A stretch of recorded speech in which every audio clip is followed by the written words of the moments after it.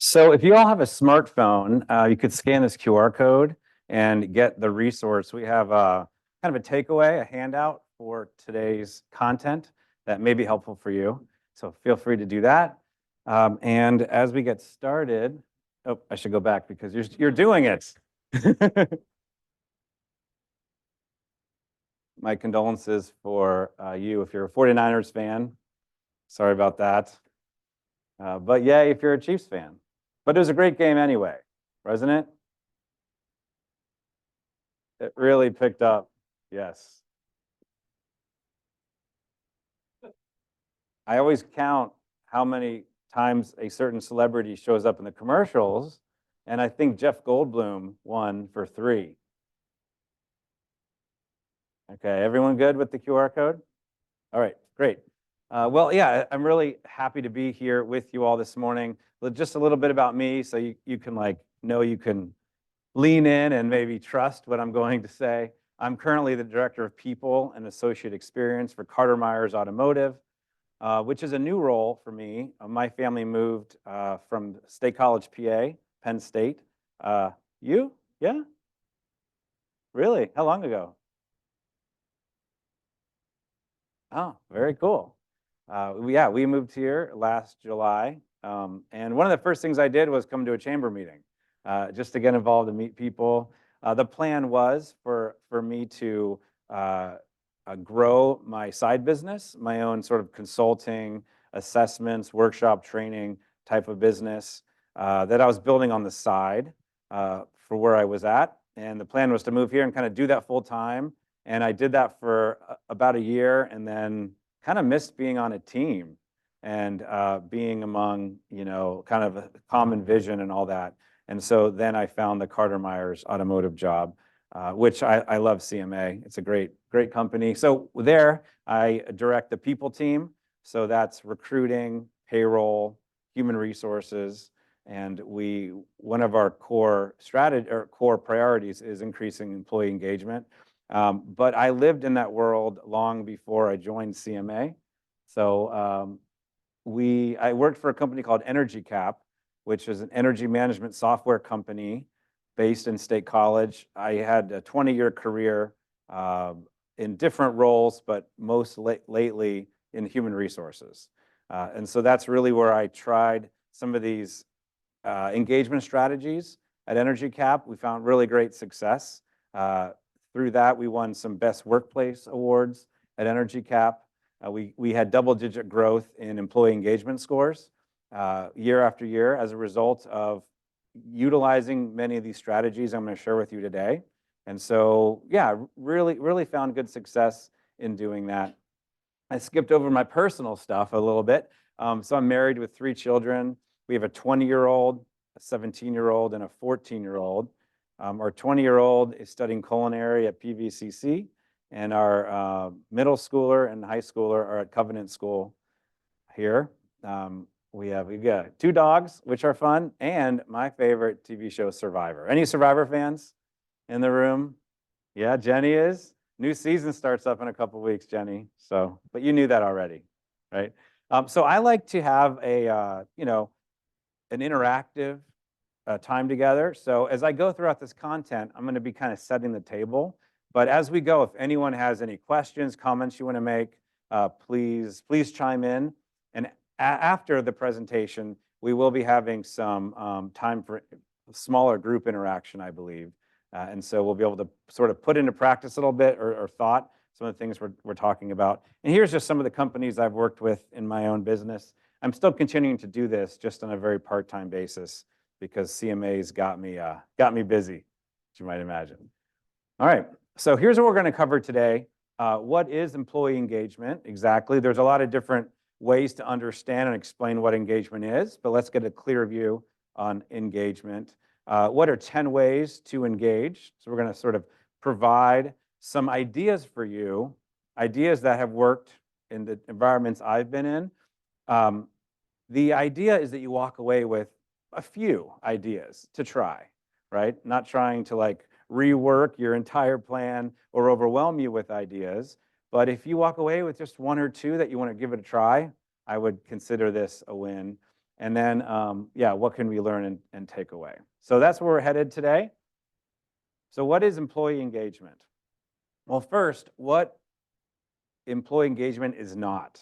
You know, we can have different ideas about what it is, but when we study kind of the experts on engagement and workforce, we find some folks think of engagement as rewards and punishments. Kind of, if we start up this employee incentive program, we give away swag, you know, if we incentivize monetarily, that is somehow going to drive engagement. The problem is when you remove those things, it demotivates and it disengages. It's very short term. It's kind of just putting a carrot out in front of the employees. And it's sort of more behavioral modification in a way, which just doesn't stick. We find that having a great employee benefits program, although it looks great on paper and may be a competitive advantage when hiring, over time, employees come to expect the benefits, and so they don't really become more motivated if you offer great benefits. So we don't want to think about employee engagement as a system of rewards and punishments. They are very short term, all right? We also don't want to pour a lot of energy into creating huge benefits programs, because you know how quickly medical insurance increases in price, and you come to a place where you just can't sustain it over time as a business to be sustainable or viable.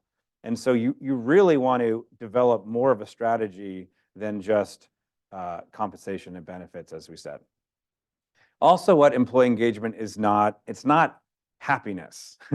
Now, you don't want to aim to make unhappy employees, but also I would suggest the aim is not to keep everyone happy all the time.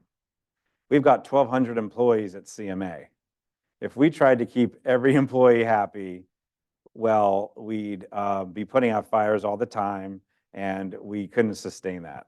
And so engagement is really different than happiness. I would say aim for engagement instead of trying to create things around happiness. And here's why I say this.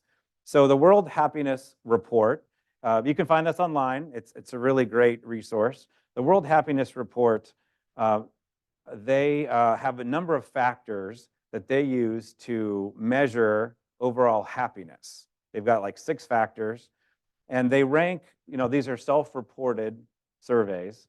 And so they rank people in these countries based on the factors.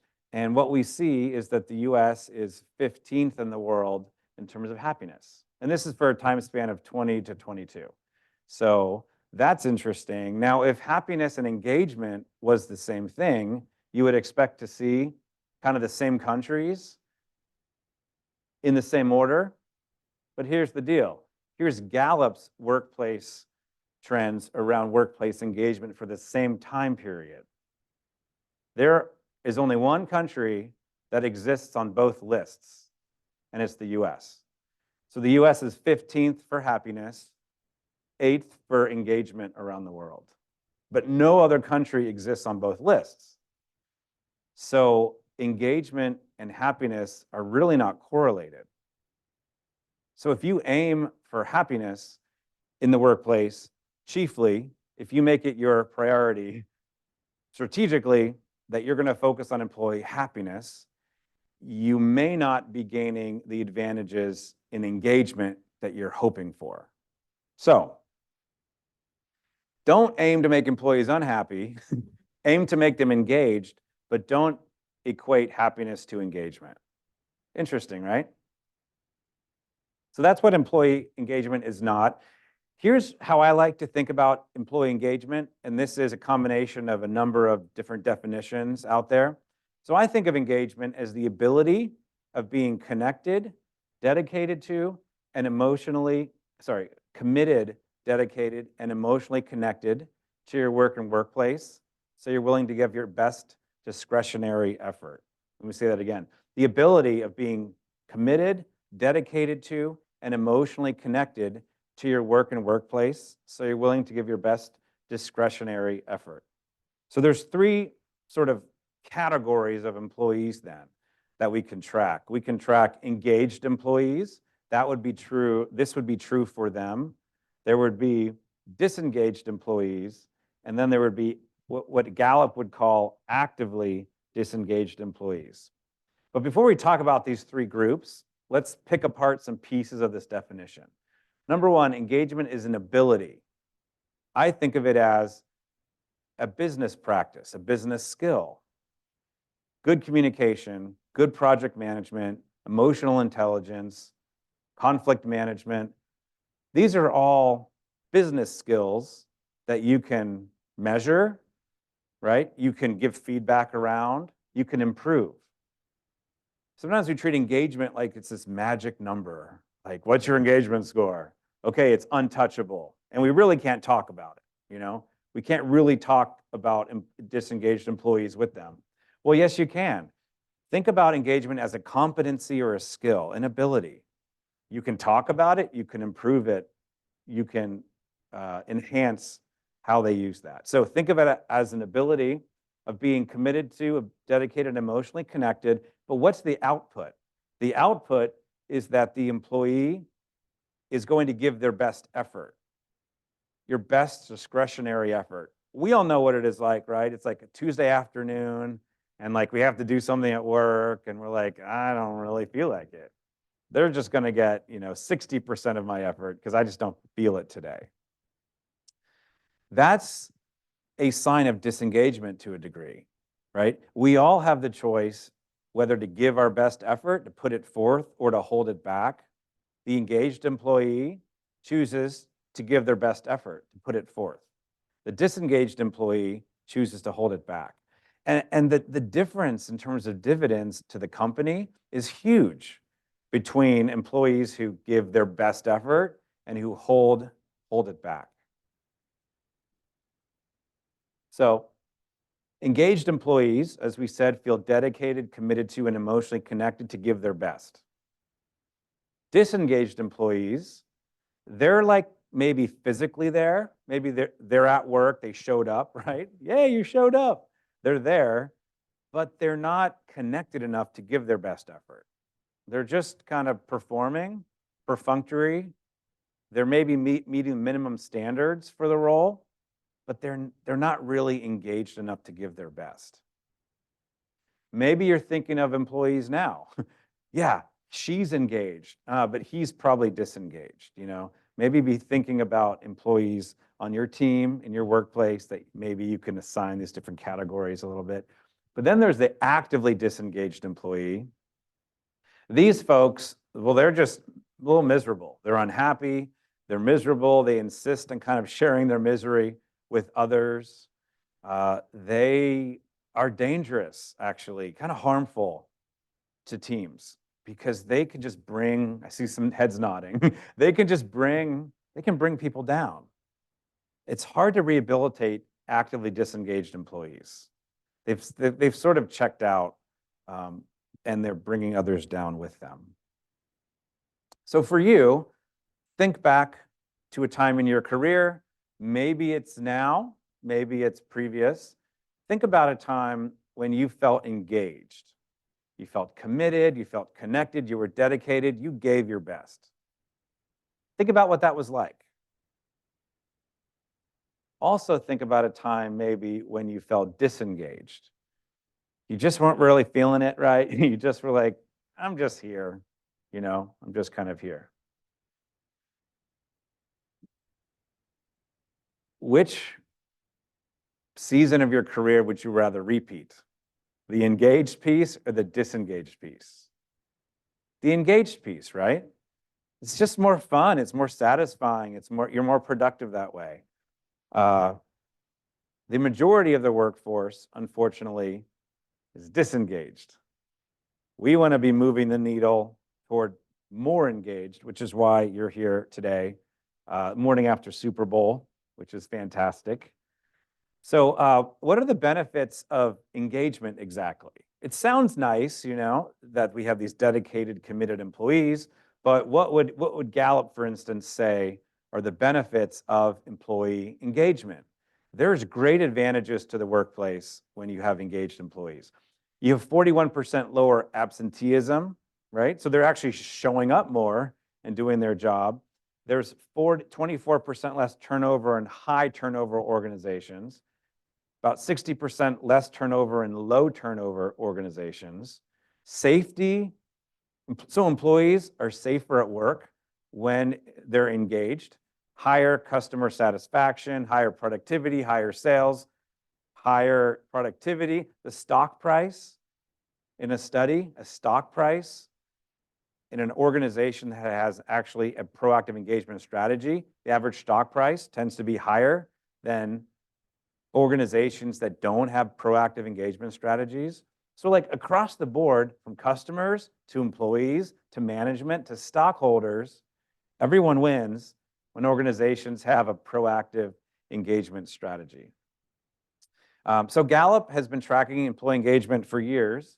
And so what we see here, and I pulled this because it's the World Happiness Report. I wanted to be consistent. Today's engagement score is 33%. Yay! 33%. 2022 is 32, but today it is 33%, which means in America, the average organization has, we'll just use this number, 32% engaged employees, which means the majority is disengaged. 68% are disengaged at some level. So that's a lot of disengagement, right? Yeah, we haven't improved much. We haven't improved much at all over time.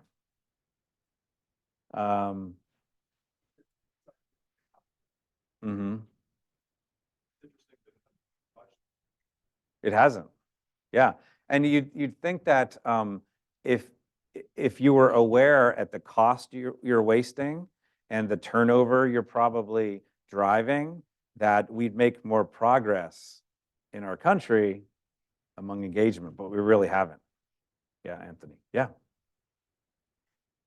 Like HR is not used the same as far as strategy, sales, marketing, operations.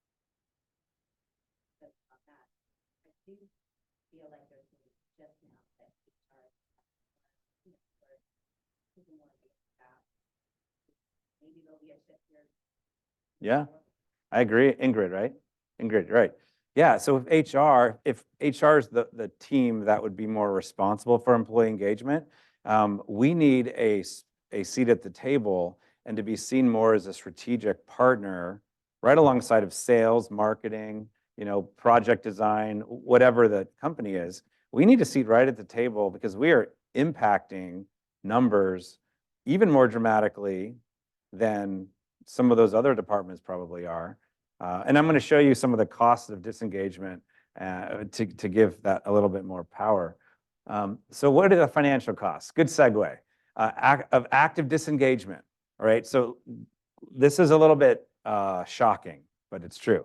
So according to Gallup, the cost of an actively disengaged employee is $3,400 for every $10,000 of salary. So at an average salary of 50 grand, let's just say normalize it, all right, $50,000, an average salary of that, active disengagement costs $17,000 per year per employee. So that's how much active disengagement is costing the organization. Now, the national active disengagement rate is 16%. An organization with 200 employees at the average salary of 50 grand has about 32 actively disengaged employees, all right? So with that rate, 200 employees, you're going to have 32 actively disengaged employees. So for all of these actively disengaged employees, this is costing almost $550,000 per year to the organization. Every year. Oh, it's a new year. Get out the trash can. Throw, $500,000 away. Every year, unless we make improvements. And this isn't counting the cost of turnover, right? Of bringing new people in, training, losing that training time and all that. This is just purely lost productivity due to active disengagement. So yes, certainly human resources needs a seat at the table because this is very significant cost. And if your company's bigger, right, and maybe the average salary is even higher, it's even worse. So adopting an engagement identity and practices will improve the experience of your employees, leaders, and customers, reduce wasted costs, and drive better results. That's why we're all here today. Not just to avoid these unnecessary wasted costs, but to improve the overall experience for our customers and one another. So let's shift now. What are some ways to engage? If you haven't downloaded the resource yet, you can grab that QR code. It's the same one from the QR code from before. This document is going to outline these 10 ways to engage. So let me give it a moment. Before we move on, does anyone have any insights, questions, comments you want to make? Already we've had a few, so that's great. Yeah.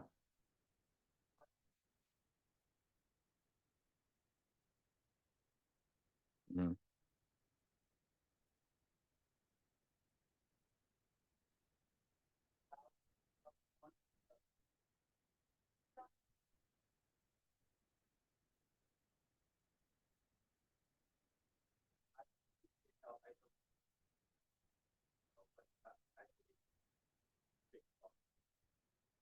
Being distracted by it.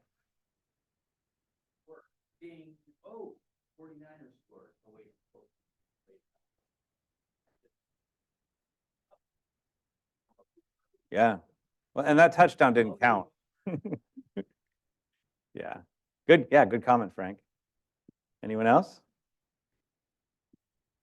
All right. So when I think about developing an engagement strategy, I think of a model like this, where we're not just throwing out, like I said, a better benefits package, or sort of higher comp or more visible compensation or something. We really want to create a cohesive, comprehensive plan. And this is again why if HR has a equal seat at the table, we really can help shape company strategy around people. So this helps us develop a more comprehensive plan where we have a vision for engagement, get buy-in with all the stakeholders. Maybe you can get buy-in through statistics and advantages to the company or the avoided cost of disengagement. There's a lot of pieces to vision, but create a vision for engagement and then create habits around that plan. What are the things we're going to do to drive? What are the rhythms, right? What are the habits we're going to institute to drive that plan? Also, you have to define roles. Who's going to do what? What's who's sort of the champion of engagement in the organization? What's the role of managers? What are they going to be doing overall? How do other key leaders play a part? So really think through the roles in the engagement plan and then metrics. How are we measuring engagement? Our companies, we've used the Gallup's Q12 survey. There's other great engagement surveys out there.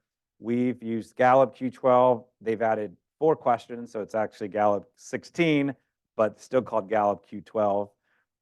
And they measure many of the things we're going to be talking about here in the pie, in the inner circle.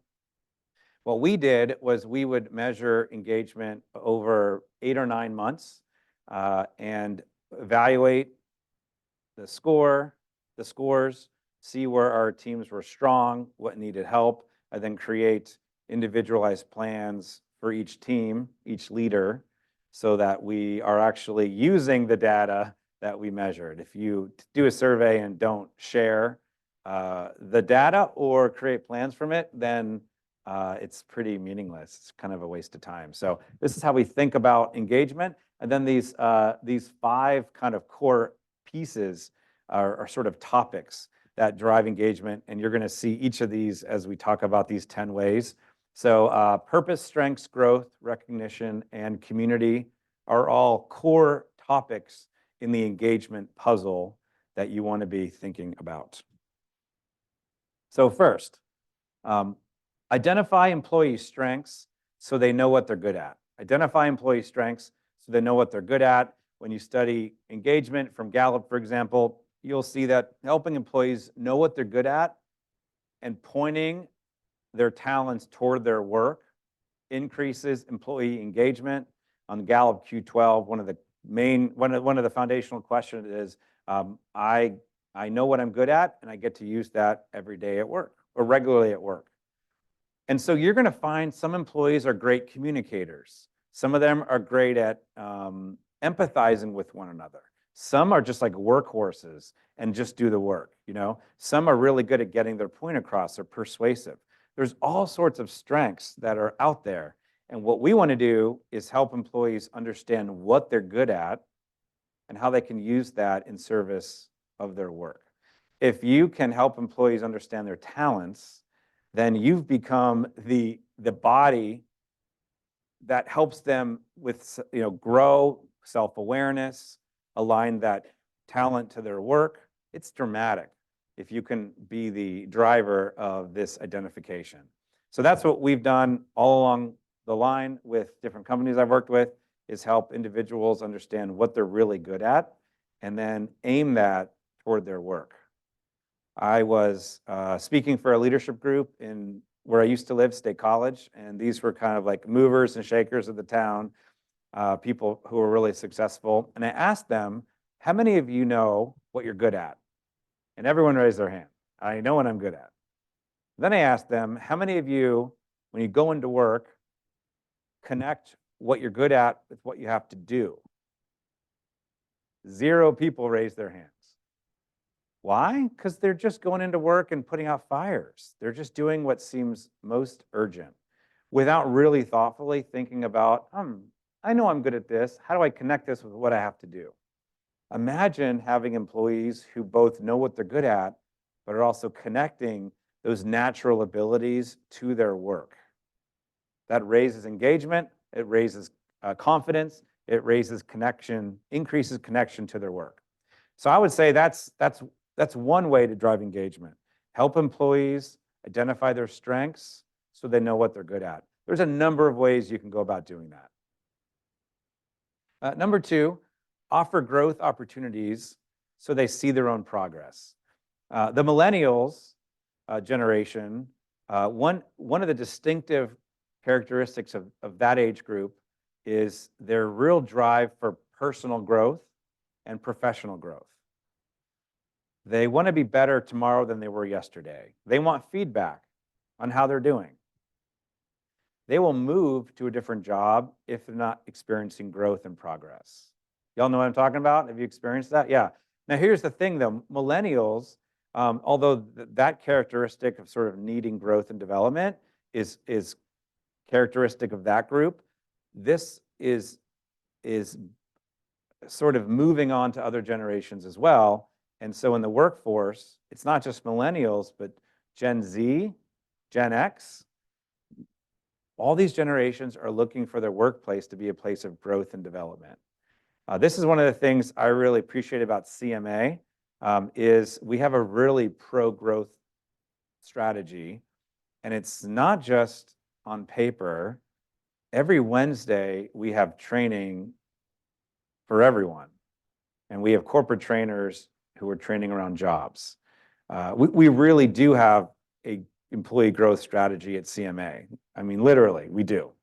And so companies need to find ways to help employees grow, maybe in self-awareness, business skills, job skills, technical job skills related to the actual work, personal development. This is what employees are asking for.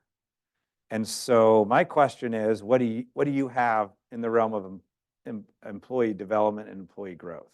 Several of the questions on Q12 relate to growth and development. And so again, if they see your workplace as a place that has grown them as an individual, they're going to be committed and loyal and want to stay. If they are finding growth outside, elsewhere, they're going to feel more tied to those places. Yes, you had your hand up.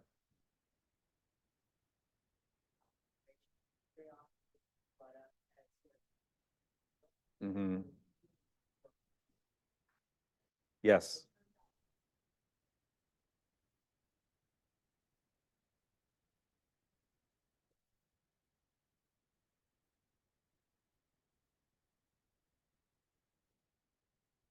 Yes.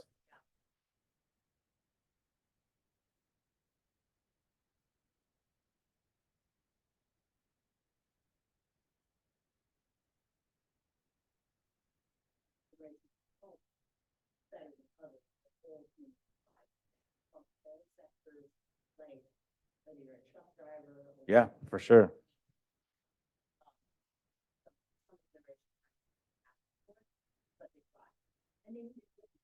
Yes, yeah, very good point.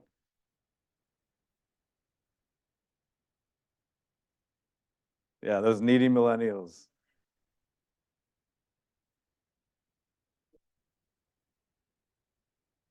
I think that's a great point.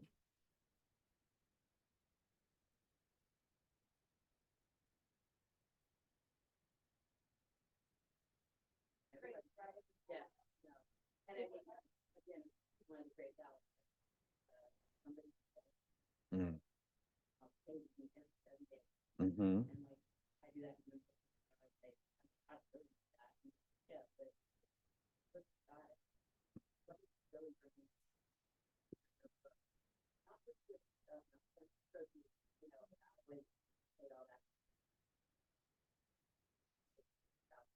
Yeah.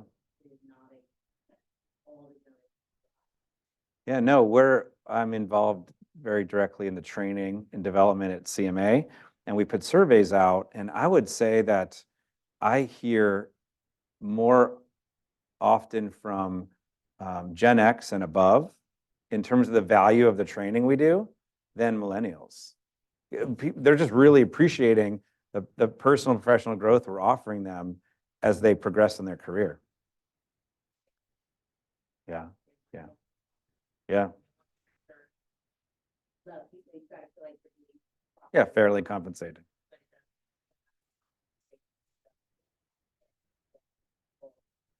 For sure. Yeah. Matt. Yeah. I talked to small businesses, not to say they have challenges. They can feel like Mhm. challenge with their limited opportunity for promotion, Mhm. position, but also the limited resources that they have to do something like this. So you maybe just Yeah. briefly touch on what a couple, or you may get to it later with the fund, but what are a couple maybe growth opportunities that small businesses can look at that aren't going to take a lot of resources?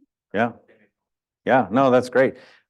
Probably for small businesses, training is more critical in a way because you're depending on team members maybe to do a little bit more, doing with less with more, doing more with less people.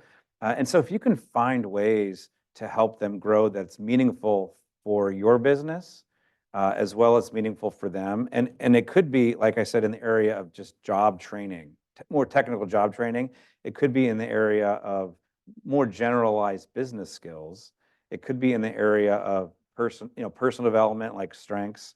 Um, but I think that the key is finding something. If it's one thing, like, hey, we're going to read this book together as a group. We're going to talk about this book together. Or, hey, I'm going to create some small budget for you to be able to attend some growth webinars over lunch. Just finding a way that fits for you and for the employees.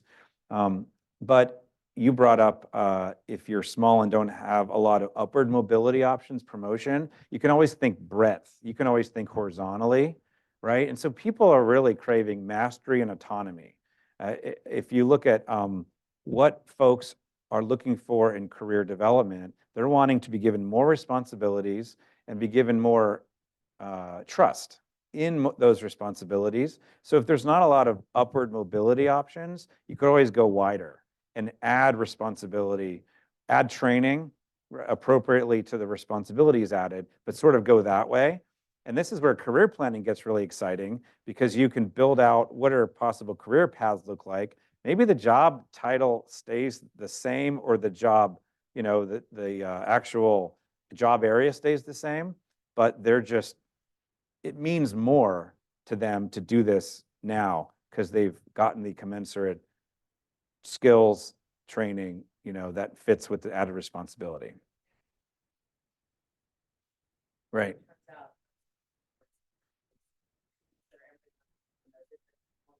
something around me there that I'm better at something next year than I was this year. Does somebody want to see me thrive and let me try new things? It's really more that than it is the traditional promotion with the title. Yeah, and it doesn't, you don't have, as a small business owner, you don't have to feel like you have to do the training, provide maybe a little bit of time, little bit of budget, bring someone in, have them attend some sort of training academy online. There's so many options out there, but I often find small business owners feel overwhelmed because you all are used to handling everything, that you feel responsible then for adding this. Like you have to be the facilitator. You don't have to be. You can offer, like I said, the opportunities, but outsource or bring someone in. So, yeah. Yes. See you next year. Yeah. Yeah. How was that?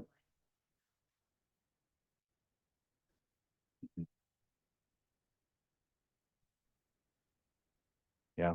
Very good. Number 3, this came up already, recognize employees for good work so they feel appreciated. We all receive recognition in different ways. I don't know, has anyone read the book, The 5 Love Languages? Anyone familiar with that? There's a workplace version called The 5 Languages of Appreciation. This is all about recognition, appreciation. And I think we want to be thinking about recognition, not just in realms of performance and results, but also personhood and relationships.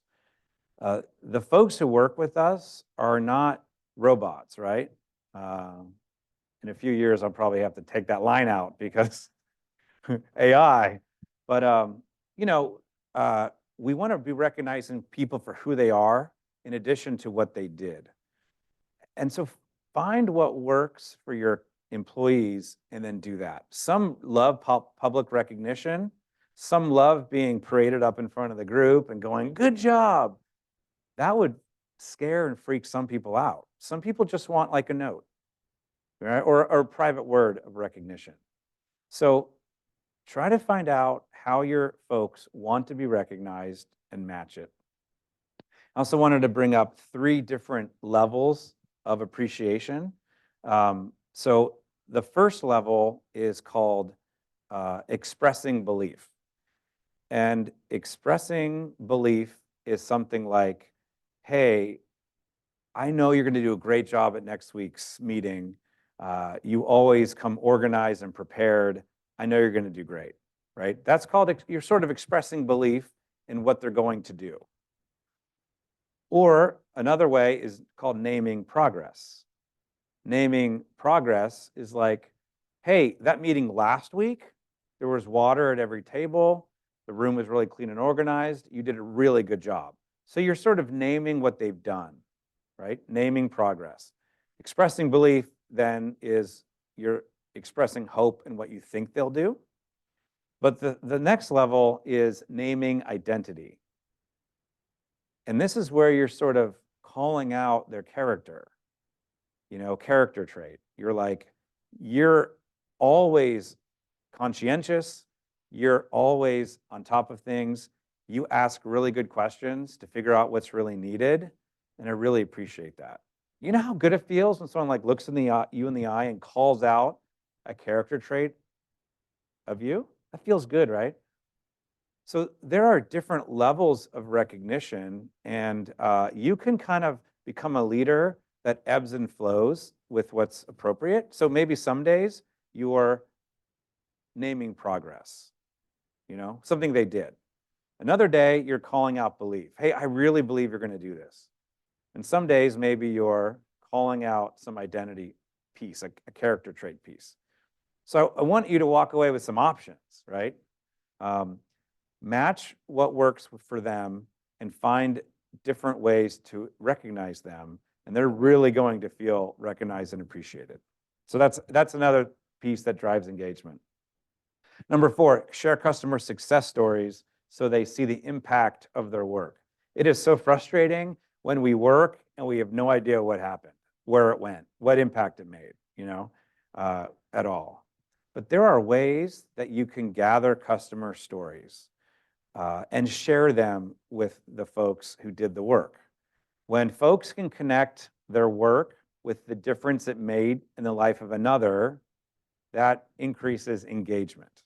But on the flip side, having no clue about the impact of your work or where it went, it actually disengages people. So it has a negative effect on engagement if you don't help them see the connection of their work in the lives of people. So this may be something where you get your whole organization involved. How are we going to gather feedback from customers? It's often the customer-facing folks who hear from customers, and they may be holding this valuable treasure of customer feedback and the difference it made, but maybe it never makes its way to the people who actually did the work. So find ways in your organization to gather, collect, archive customer stories, customer impact, and share that with those who actually did the work and made the difference. Make sense? Yeah. Number 5, connect employee strengths to daily work so they feel equipped. I touched on this a little bit before, but if you can connect your strengths and talents with your daily work, you're going to feel confident, you're going to feel equipped, you're going to feel ready to do that work, and you're going to feel like this is a place for me to be who I am and drive these great results. So why would I want to leave? Because you're using who you are to accomplish what you have to do. This is the thing that those leaders weren't doing, connecting their daily work with their strengths. I've been in situations that felt impossible and daunting, and when I leaned into my strengths and selected the right ones for the work and used them, immediately I felt equipped and ready. A few years ago, I was selected to be a speaker at Gallup's Strength Summit.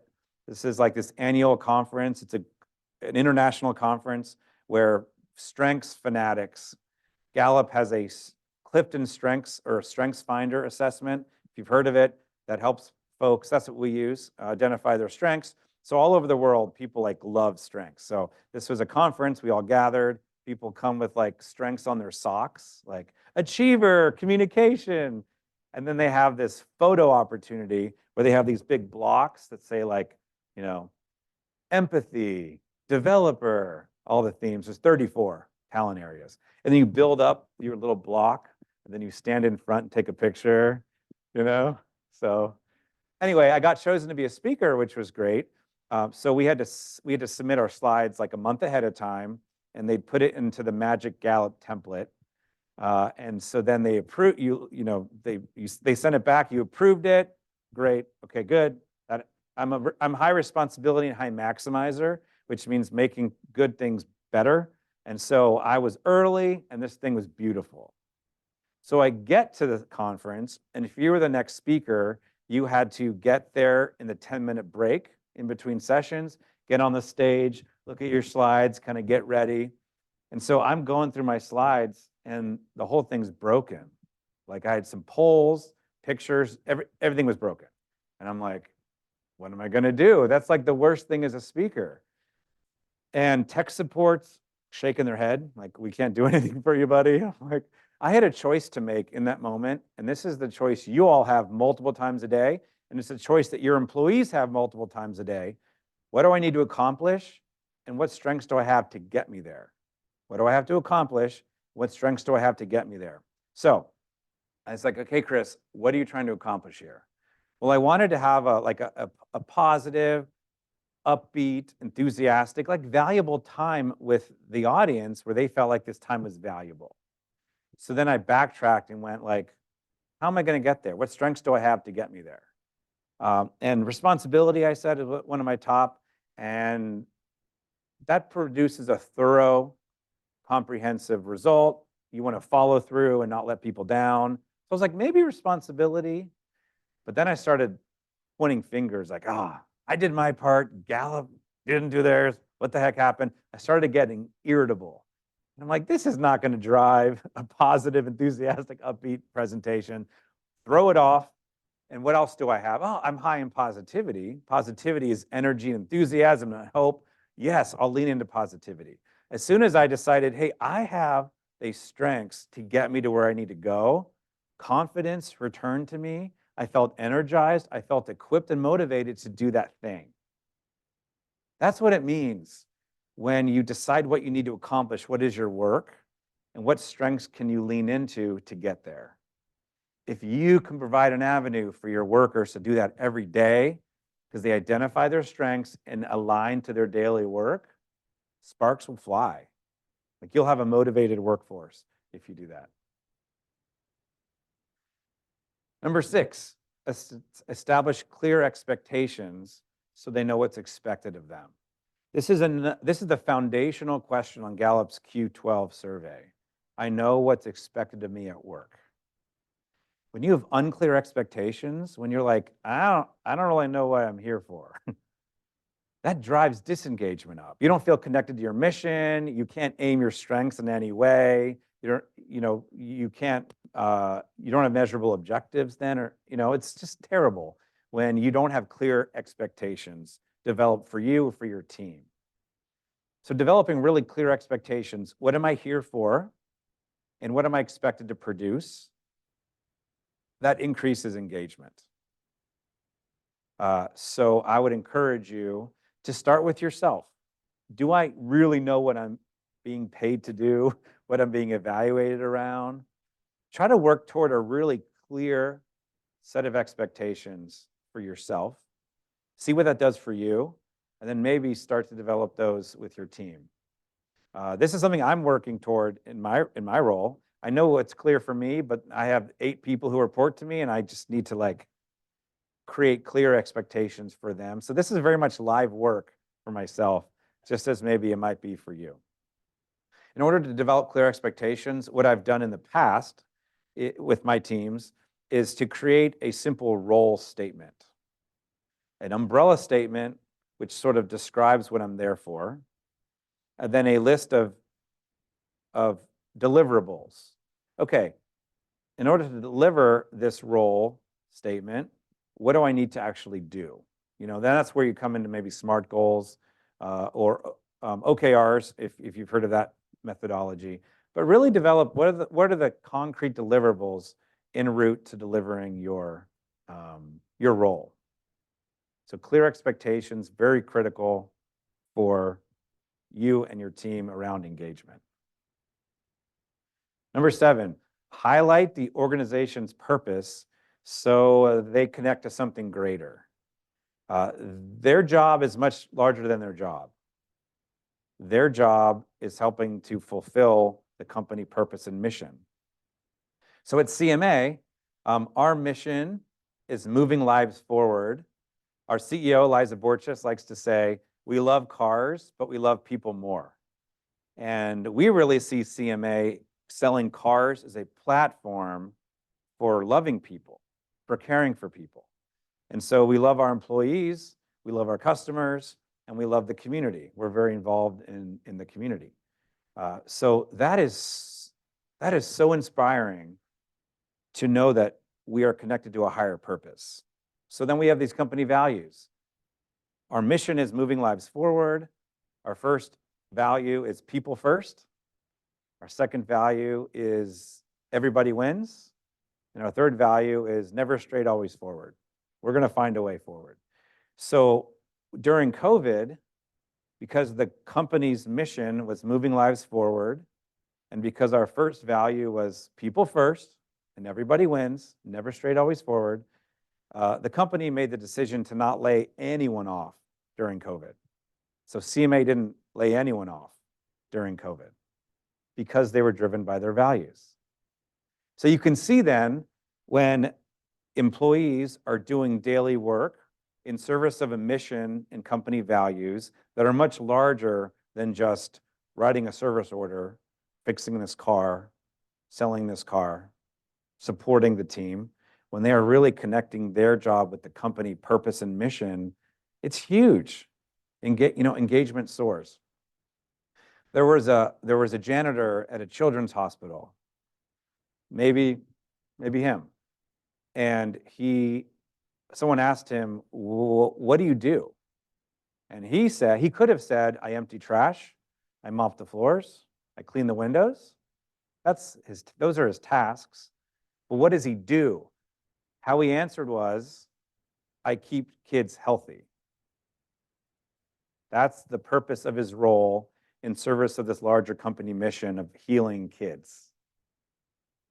So you see the power of connecting daily work through clear expectations with a larger company purpose. That drives engagement. Number 8, seek to meet the core needs of followers so they follow you. Gallup did a global workplace study a few years ago, and they asked people, what are the reasons you follow the leaders you follow? What are the reasons you follow the leaders that you follow? This is all in their book called Strength-Based Leadership. And what they found was that the majority of the answers all came down to 4 core reasons.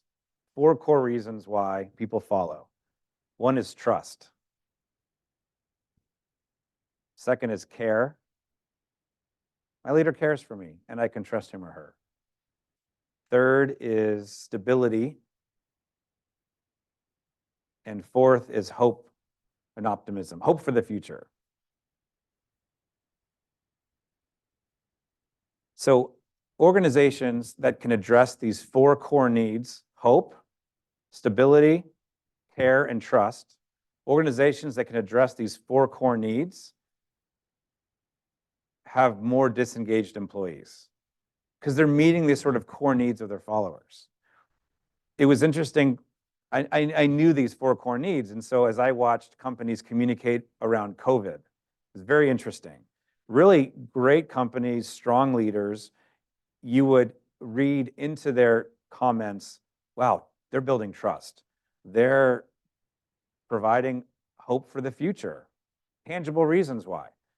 Care and also stability in a very unstable, shaky time, all right? So if you can speak this language of trust, care, stability, and hope, you know the 4, then you're going to really build strong foundations in people that you understand what their needs are and you're addressing them. All right, 2 more. Take a coaching approach so they feel supported. All right, take a coaching approach so they feel supported.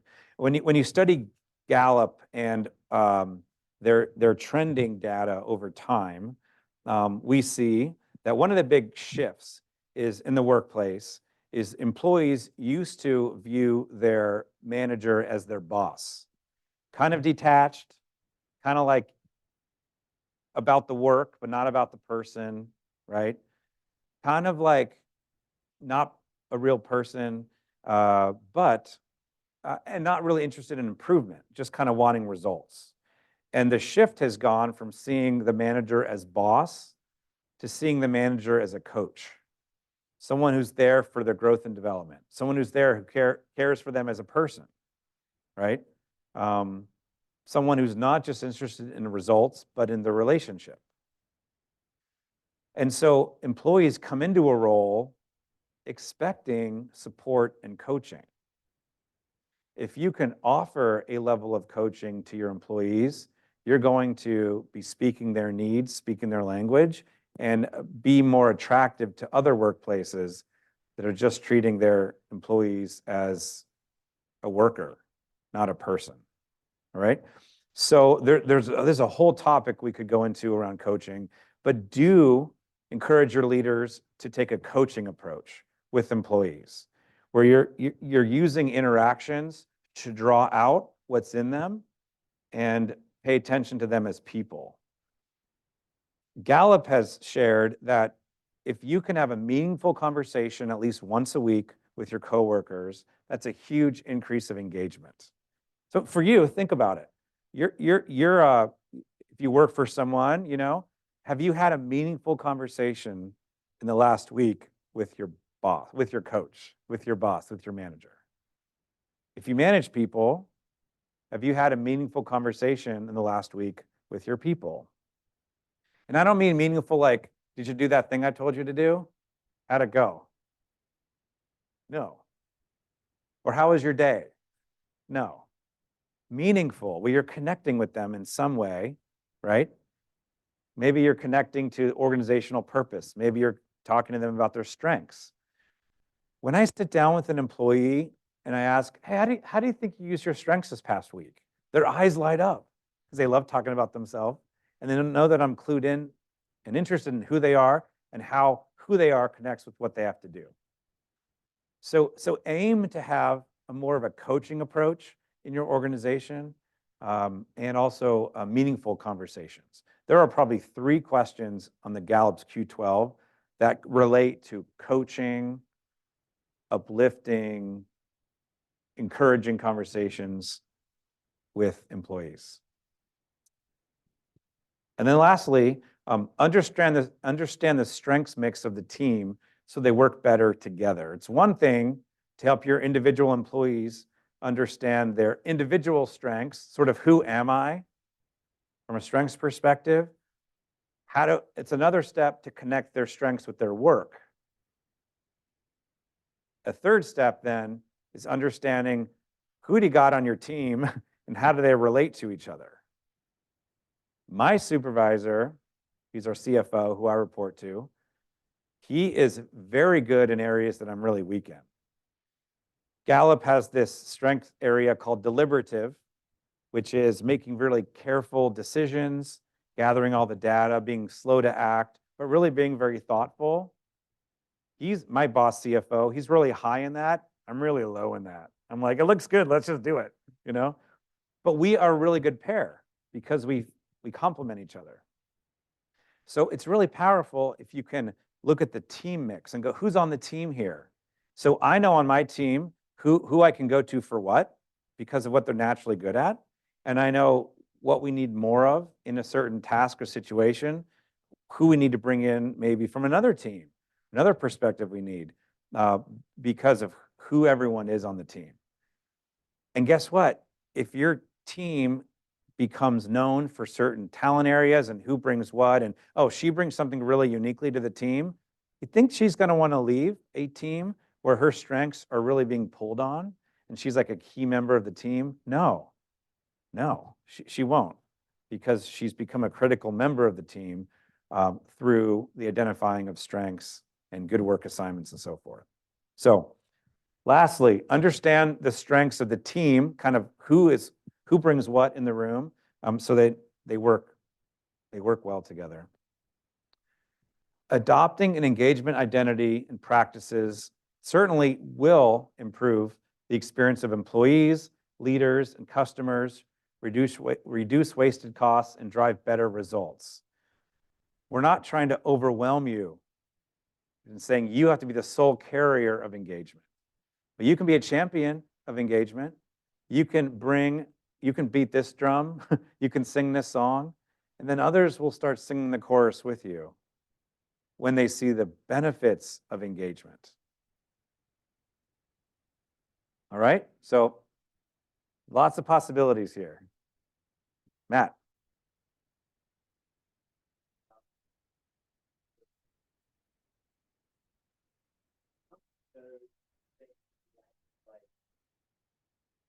Put in stone, for lack of a better term, documented, put out there versus how much of that would be more just it's culture that everybody knows is there, even though it's not written down. I mean, is there a Yeah, it's a great. is there a way for better? Yeah. I think having both operating is really key. If it's not written down and documented and pointed to, then it's easy for these ideas to fade away over time and not be intentional around them. So I think things do need to live on paper, documented somewhere, somehow. It's both a way to remind current employees what's important here. It's also a way to onboard new employees, and what's important here. But if it's not part of the culture, it's not lived and breathed, it doesn't mean much. So I would say do both. You know, don't do one, don't do the other, have them work together. But also, it may be that it changes over time. You know, it's in flux, it's fluid. So keep the core principles, but maybe the way that they're lived out, what exactly it means, maybe that's the thing that's in flux. So I'd be searching for a sort of single source of truth here. Where are we going to post this, and where do we push people to? Whether it's an intranet site, whether it's a document that lives and you point people to, maybe it's on your website. You know, I don't know exactly what fits your situation, but I do think you need the documentation and the culture sort of aligned. Yeah.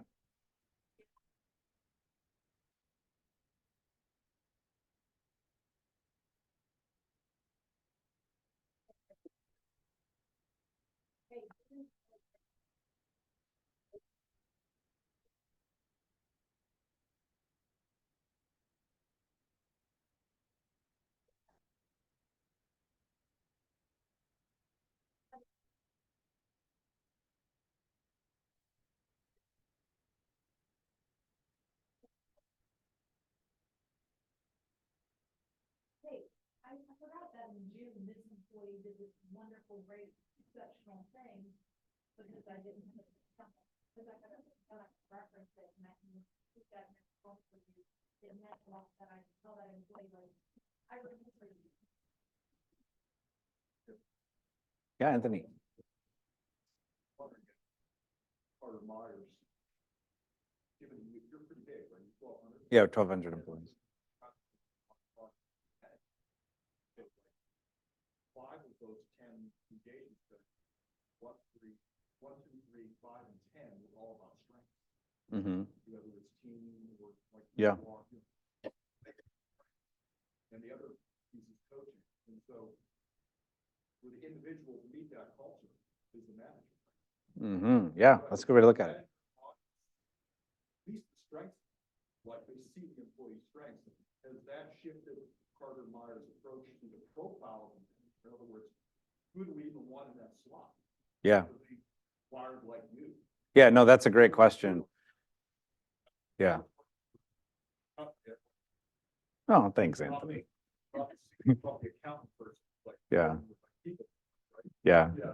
Yeah. No, yeah. And so what's going on there? Like the manager, that approach. Yeah. It's a great question. Well, so we are just January, we rolled out strengths to the whole company. And so that's something I'm spearheading, which is I need a team to do it, but we're rolling this assessment out to all 1,200 employees, which is challenging because not everyone has a computer, and so forth. So we're finding a way to do that, and then that's going to lead to, identifying what are the job roles that are sort of most suited for the different talent areas. And what we're going to find is that there are probably some managers that aren't sort of not logically, but it seems like they shouldn't be a manager. It's probably what we're going to find. But that doesn't mean they shouldn't be a manager. There's talent areas that are more relationship building focused. There are some that are more influencing people focused. And so when I've done team trainings around strengths, I always have managers that come up and go, I'm in the wrong job. Why? I don't have any relationship talents or influencing talents. So how can I manage people? So if we have some interaction, I dig in, and the core issue really becomes, how do I build trust with people with no relationship and influencing? That's their fear. Therefore, I'm in the wrong role. Well, you can build trust a lot of different ways. If you have a lot of executing talents, so doing tasks, getting the job done, being reliable, and having follow through, that builds trust. Or if you're more thinking oriented, so if you think about the big picture, plan different ways forward, are very objective in your reasoning, that builds trust as well. So what I get to do is help people understand their strengths and find paths forward in the job role they're assigned, right? And so the answer isn't always, oh, you don't have these number of talents, so you shouldn't manage. It's more, what do you have? How do we work with that? And so there isn't any ideal management mix. What I want to do is figure out how do people manage with the talents they have? Is that working well? Do they have an aptitude for developing people through their talents? You know, what we often do, right, is find an excellent salesperson, and then we promote them to sales manager when they really found success as a salesperson, not a sales manager, but we sort of need someone, so we put them there. That happens all across the board. What I want to figure out is who has an interest and an aptitude for managing using their talents. Great, let's develop them into managers. If someone is in a seat because they were like an accidental manager, like there was something that caused a need for a new manager and you took the top salesperson to move them into that sales manager role, and their magic is really selling, they're probably not going to be sustainable in that role. So we may come across some things like that, but we just have to like let it play out. That was a really long answer maybe, but hopefully that was helpful. Yeah. I like to think about employee strengths as offering possibilities, not limiting people. I've worked with, well, this is interesting. I've worked with social workers, so children and family youth services type of social workers. So they get a complaint of possible child abuse, and so they have to show up at the door, knock on the door, and gather information to see if these kids are in a dangerous situation. I've also worked with librarians. Ooh, you're right, Matt, I'm blinded. Also worked with librarians. We all know what a librarian does. Those two jobs, social worker, librarian, tend to have similar talents in the mix of these teams. So you got to stand back and go, what is it about that? Well, social worker has to show up, gather information, ask really good questions, organize it and collate it, and then provide a recommendation. What does a librarian do? Organize, archive, collect, so that it can be useful, the information. Same types of job activities, very different roles, same strengths, right? And so the idea is in your people that you help them identify what they're good at and find their way forward. So there's not a cookie cutter profile for every job. That's why Gallup says, don't use their assessment for job selection. Don't use it as a hiring tool, because you can use strengths in a lot of different ways. The question is, how am I using my strengths to get to where I need to go? That's where the coaching comes in. Good question.